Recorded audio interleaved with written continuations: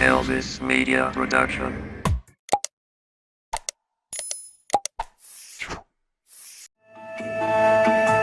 dalkaygo dushaada waa barwaaqe dalkaygo dabeeshaadu waa udgoonte dalkaygo dushaadu waa barwaaqe dalkaygo dabeeshaadu waa udgoonte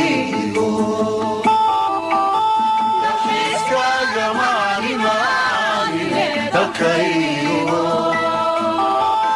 meelaan kugu doorsanaya miyay dunidaba ku taala dalkaygo